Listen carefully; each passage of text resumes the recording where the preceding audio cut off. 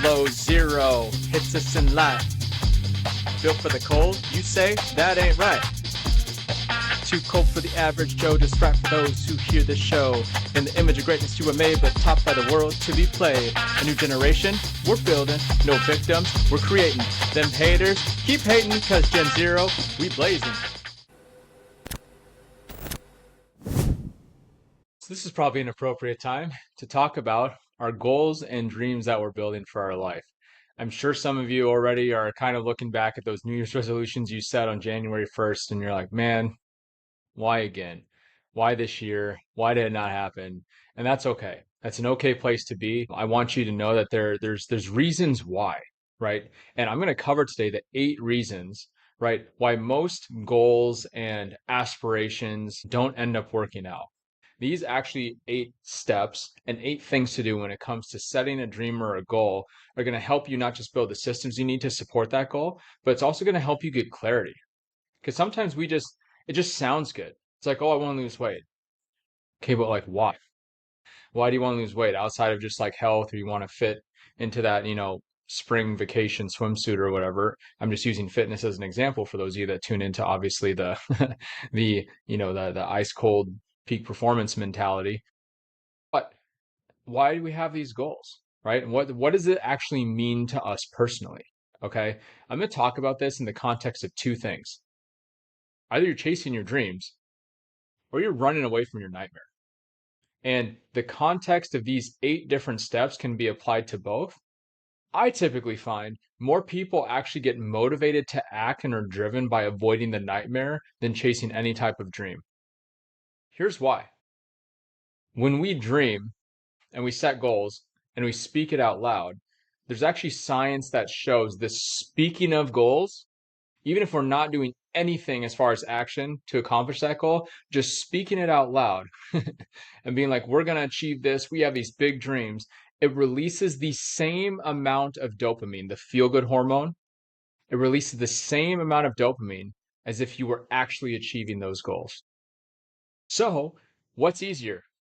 Say the goal and achieve the dopamine, or actually do all the hard work necessary to achieve the same amount of dopamine?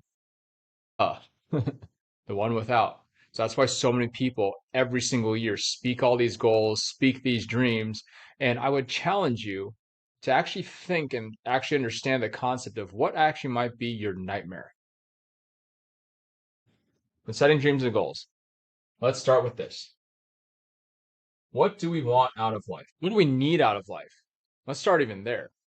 Wants versus needs. I know we talk about all of the time, but if you make a want actually become something you need in your life, aka the opposite, what's the minimum you need to not be actually living your nightmare? Maybe it's a financial goal. Go back to fitness goal. Maybe it's a career goal. What do you want in a life, in your relationships, right? Spiritually, mentally, emotionally, physically. I'm reading a great book right now called The Rhythm of Life that's actually helping me understand the different areas and how to pursue different things. Now, this system doesn't come from that book, but I think of it as like the context, right? Physically, mentally, emotionally, spiritually. What do you want out of life? What experiences do you want out of life? What dreams or goals do you really have? How often are you revisiting these goals and dreams?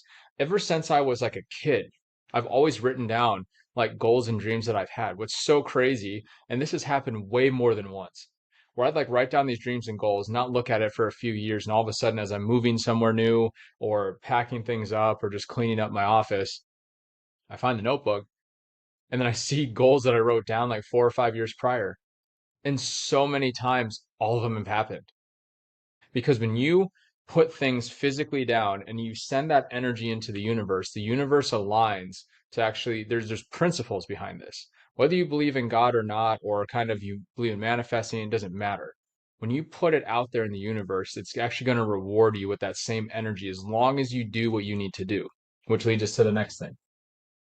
What is the knowledge that we need to gain, processes we need to build, and action or execution that we need to make the what happen, right? Our wants happen. Sometimes we actually lack knowledge, we lack processes, and we lack execution. The other part that a component of this is what are we willing to sacrifice? A lot of us set goals and it sounds great. And then it becomes, well, what do we actually need to be willing to sacrifice? So go back to fitness. I'll keep it super simple. If you want to actually lose 20 pounds, having that, cheat sugary snack in the fridge for those every other nights that you kind of just are exhausted or whatever and just want to reward yourself for a hard work day, that's not really going to support the weight loss goal, obviously. But we know that knowing and not doing is the same thing as not knowing. So we know that stuff, but because we're not doing it, we actually don't know how to build systems around how to actually do that, right? What will help us is actually understanding the deeper meaning and impact for why we'd either want to make that sacrifice to ensure that our wants or avoiding our nightmares doesn't actually happen. Because when we start to understand the meaning and the impact that it would have, if we just keep going this way and we keep setting these goals, and yes, we want this, but then we just never actually execute on a plan, what would it mean if we just never actually got there, right? That's actually part of step 4 as well. What are the consequences, or what actually is that nightmare if we don't change? How bad could life actually get if we didn't get the knowledge, put the processes in place, put the systems and habits in place, right? For us to understand the deeper meaning to why it's going to give us so much more like confidence and competence in our life. If we don't do that, what nightmares are going to happen? Because again, I think more people are more motivated than preventing their nightmares from happening. And sometimes the nightmares don't show up as you would think. It's all of a sudden that health scare. It's all of a sudden you thought everything was going well, but then all of a sudden, I don't know, I'll give an example. You lose a job or a business goes under. You weren't anticipating it, you weren't planning it, you weren't expecting it at all. You're just kind of like, oh, because a lot of people are not willing to do number 4. They're not willing to explore failure because our brains are trained to protect us from things that may have a giant emotional onset of like, man, I couldn't imagine what failure would feel like. If you don't actually end up exploring this, you know what happens? This actually becomes your default because inherently by not exploring it, you've made it acceptable as that's already something that's already it's just going to happen. Why? People who are willing to explore this define reality. They actually define where they're at, which is going to even tie back into the deeper meaning, tie back into the motivation to why, hey, why should I sacrifice? Why should I get more knowledge? Why should I find better systems to execute? And even a deeper meaning into what we want. Cool so far? Hopefully, I'm not overwhelming you guys. Number 5 is what are the actual tangible, broken down, reverse engineered steps we need to take on our path to our goal, our dream, or even better yet, avoiding the nightmare. What are those steps? This is like the what. What do we need to do on a weekly, daily basis? Because the moment that you set a goal and you have this desire, you have to remove it and actually break it down to the daily, weekly things that you're going to do to get there. Because if you constantly set goals and then every 2 days you're looking at it being like, oh, I'm not there yet. I'm not there yet. It's like, I don't know if any of you have ever planted seeds, but if you planted a seed, you tilled the soil or whatever, and you just sat there and just watched it, right? It's not going to just reveal like it's plant. It takes time. You have to keep watering, you have to keep doing it, even when it seems like nothing's happening. But what a lot of people do too often is they set dreams and goals, they water the flower or plant for 2 days, they don't see anything. So then they dig it up thinking that there's something wrong with the seed. And every time you do that, it's like you kind of have to start over. All the work that you had done to water, till the soil, or whatever, now you have to redo the whole thing to actually start back over so that you can grow that plant. It's the same thing for your dreams and goals. It really is.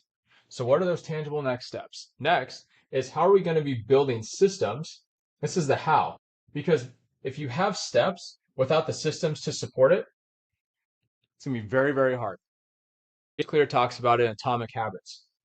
You don't rise to the level of your goals, you fall to the level of your systems. So how are we going to get there? What things do we need to do? Maybe it's from a financial standpoint. What does a budget look like? What systems do we have to prevent us from just going out and spending our credit card willy-nilly, if that's a goal of yours?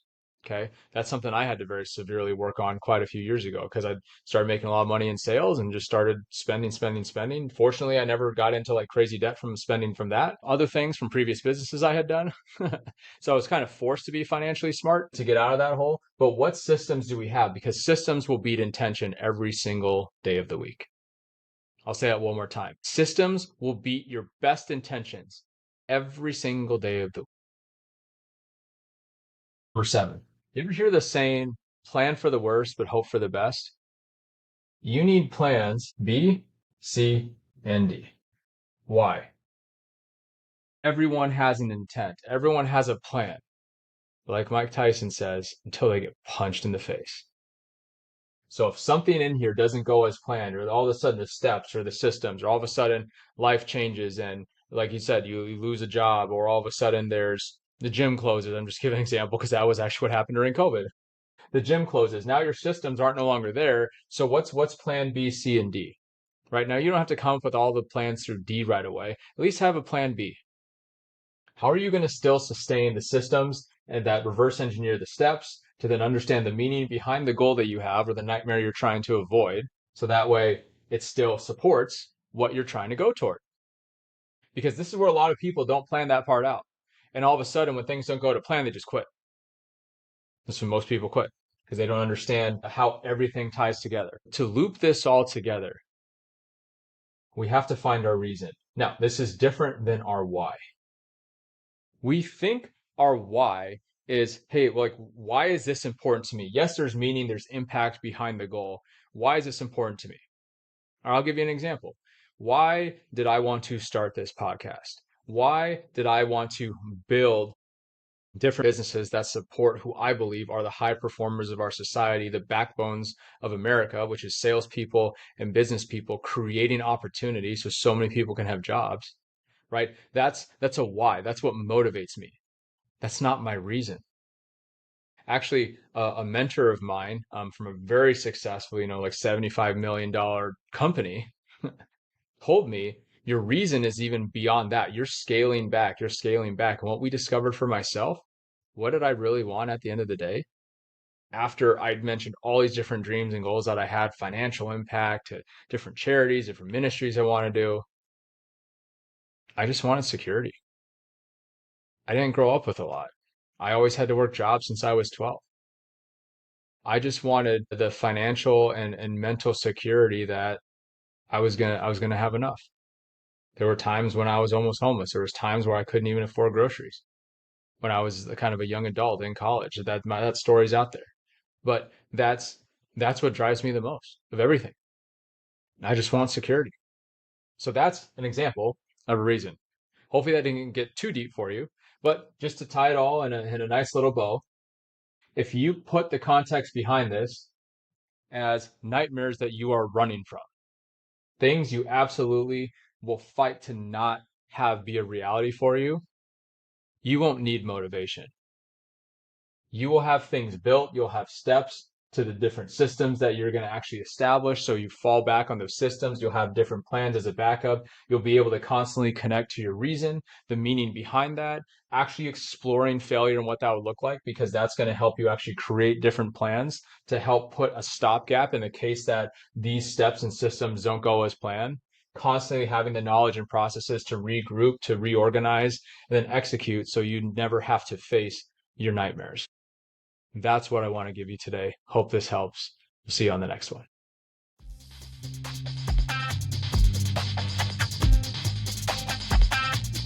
This is where winners learn to be great.